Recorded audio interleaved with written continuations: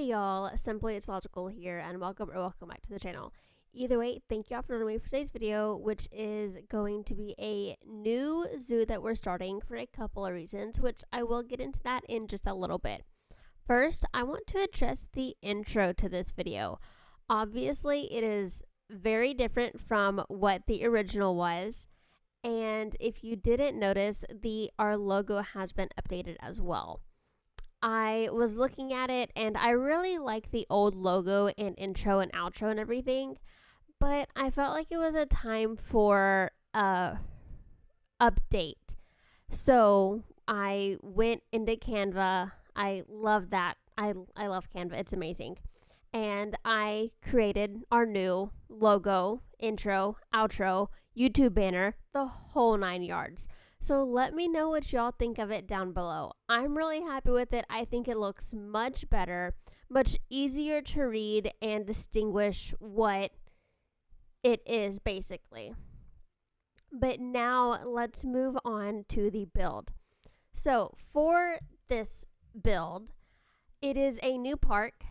There are a couple of reasons that I'm starting this. Mainly, if you don't know, if you're new to my channel, then you might not know, but our main zoo that we have going on right now is Shaded Pines Animal Haven. And as much as I love that zoo, and that zoo is not ending in any way, shape, or form, my computer cannot run it. I just have a gaming laptop. I've had it for about 2 years, almost 3 years now, and it is getting too big, too piece count heavy for my computer to run it smoothly to be able to record anything worth showing y'all. So with that being said, my husband's computer has also, when I first realized that my computer couldn't run it, I was like, well, I'll just build on my husband's PC because he has an actual gaming PC that could run SPH perfectly fine with no issues until I can get myself a PC. And well, like 5-6 days ago, his PC just kicked the bucket. It turns on, however, every 5-10 minutes, the whole thing just crashes. You don't even have to be doing anything. You can just be sitting on the home screen and it'll just crash. So his PC is not usable right now, so we've had to get him a new PC, and we're working on getting me a new one as well. So with that being said, my laptop is the only thing that I have to play video games on.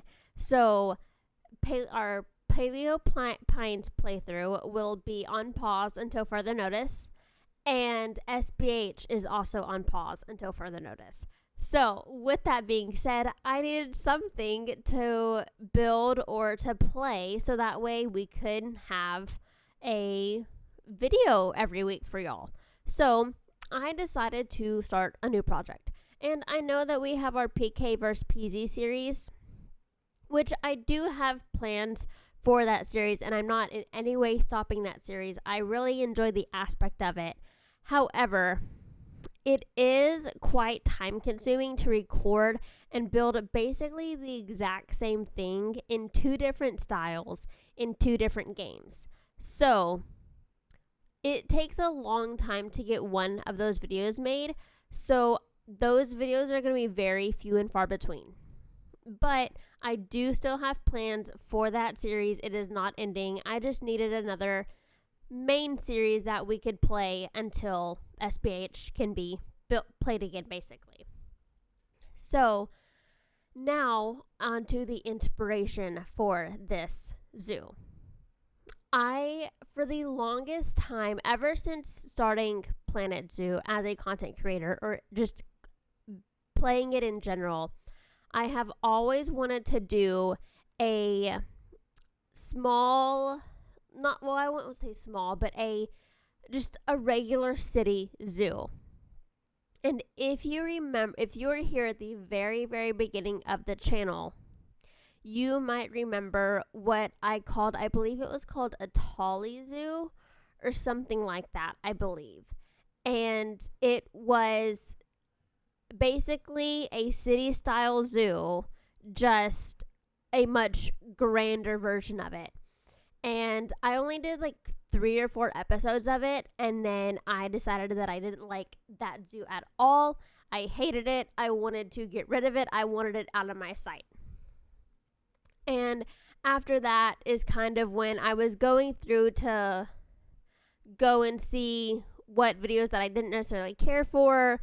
And so I was going to set them into public and accidentally deleted them. So that zoo, along with a couple others, have ultimately been deleted. But if you were here at the very beginning, you might remember it. Now, and I do still have blueprints on the workshop for those zoos. So you can still find them on the workshop. There's just not any videos for them. But so with that being said, I've always wanted to do a city style zoo that I'm proud of. And with my current situation with Shaded Pines and all the other things, I figured why not do that now. So this is ultimately going to be as of right now, it's going to be small. We might expand it in the future. I believe the animal roster I have planned for this is only, I think it's like 10 animals, maybe something like that. But there is a potential that we will expand it after we finish like the main animals for this zoo or whatever. And so with that, this project is going to start out as a small project, but it could turn into like a main project, something like that. I don't know. We're just going to kind of play it by ear with this one. But moving on to the main inspiration that I had for this zoo and like the architecture inspiration for it. This zoo is based in a temperate European biome, I believe, is where I have it based out of. And my main inspiration for this was, I don't know if they have a YouTube channel. If they do, I will make sure to link it. But I do know that they have a Twitch channel. And I will make sure to link that down below so you can go check them out. But on Twitch, their name is It's True Blue, I believe. She has started a new project as well. I'm not really sure exactly what kind of style it is, but she shared a picture of her pathing system on the Gunther's Gaming Discord. And I saw that and I was like, I love the raised pathing aspect that she has incorporated. And so I basically copied her pathing system, and our paths are obviously not the exact same, but I kind of used her idea of having a raised path next to a ground level path for the entrance.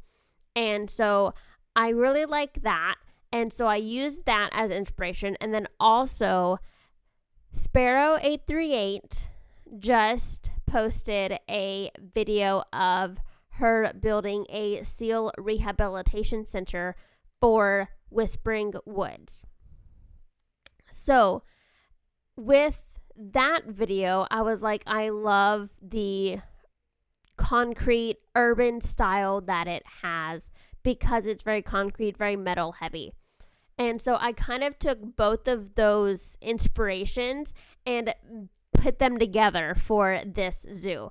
So this is going to be a very concrete, very metal with slight hints of wood as accents here and there.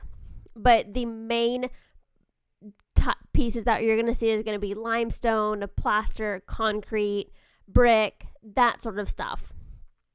And then wood elements will be added and incorporated as accent pieces or whatnot. So that's the main inspiration that we have for this zoo. And I am very excited to start this project. As you can see, we are currently working on what's going to be an entrance fountain for like a main centerpiece for this plaza. And that I absolutely love how this turned out. Once we do the foliage for it and everything, I absolutely love how this turned out, which we're about to start here in just a second, actually, after we do the fountain aspect of it. But basically, all I'm doing is taking the small water jets and rotating them around, so we get 8 total to add as the fountain aspect of this water feature right at the entrance of the zoo. And I do really quickly want to note that at this point in time, while I am doing the voiceover for this zoo or for this video, this entrance build is not technically done to where I would say that it's complete. But I need to get the video done, edited, and scheduled for y'all to watch it on Saturday. So the thumbnail that you have seen by this point in time, I still have not built for that yet, but it will be done basically probably in whenever I get done with this voiceover. I'm going to go finish the build, get the thumbnail made, and all that good stuff. So just letting you know that we don't do everything in this episode.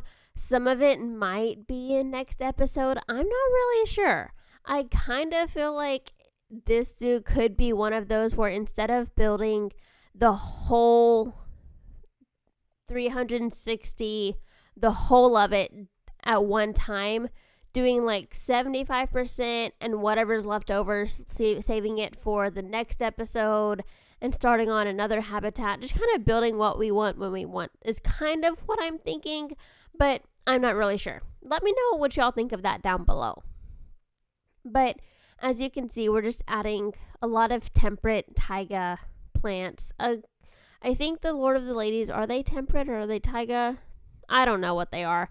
But that's what we're adding here is Lord of the Ladies, I believe is what it is. It's like the little, like 4 little leaves with like an actual flower that comes out of one of the options that we have.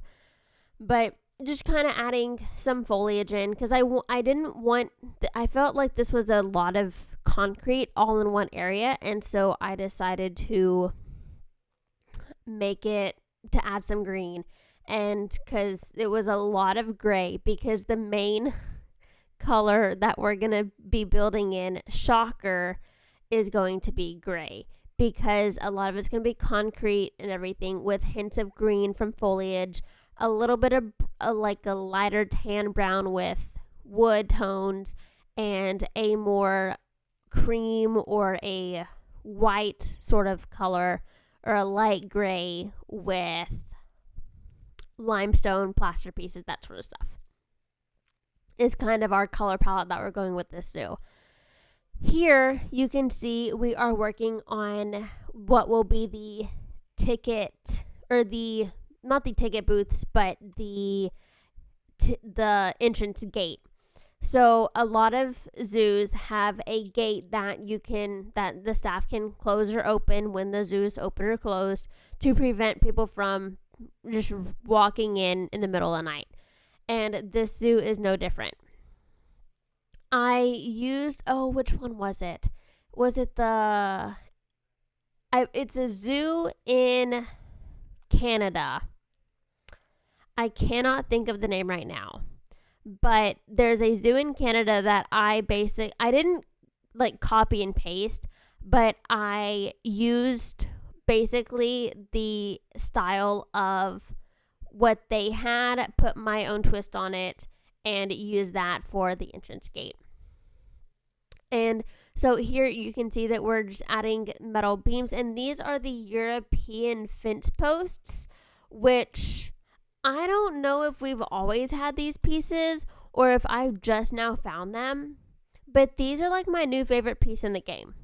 They're a small, thin metal square fence post, or just metal pole, I guess you could call it if you wanted to, that can be used for so many things because they're thinner than the regular marquee beams, which is amazing.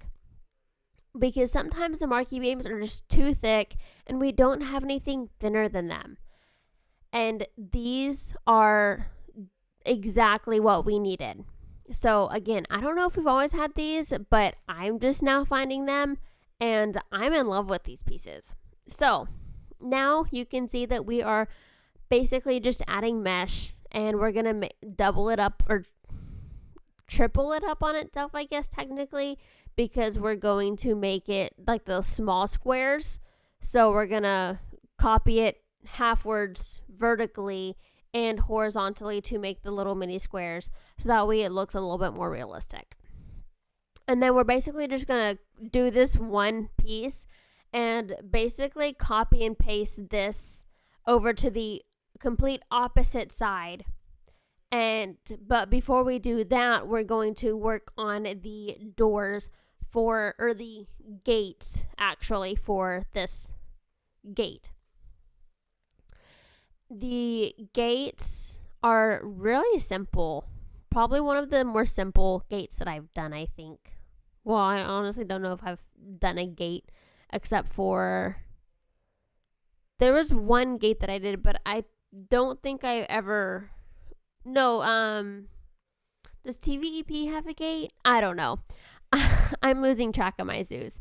Anyways, getting back to the project at hand... Now we are working on the actual entrance gate. You saw right before this, we were adding in the plastered trim piece that came in the African pack, I believe. I don't know. We added that in to act as the, like, what the metal would be sitting in at the very bottom in the flower bed. Because you can see I've already created like the flower bed sort of thing where we're going to have the flower bed and stuff like that for foliage and a little bit of greenery around the front entrance of this build. And overall, as of right now, I am very excited to start this project. And I already have plans for the first habitat, but I do need to finish this habitat or this project, the entrance, fully. And that's something else that I also want to start doing, because I'm really bad about if I finish the habitat, but there's like an indoor section that I haven't done. I'm really bad about like skipping through the indoor section and just completely ignoring it. And with this project, I want it to be very detailed, I won't say realistic. Well, I won't say ultra realistic. I'm just going to say relatively realistic, because it is still a video game. There's some things that we can't quite do that would be realistic in the game because piece sizes and whatnot. But I do really want to try and go pretty heavy in the details and thinking out of the box as to why did I use this piece versus this piece, that sort of thing. So that's what I'm really trying to do. And you can see when we work on the handles of this gate, you can kind of see I'm already starting to try and do that, because it's one of the new pieces that we just got in this, was it the Zookeepers pack?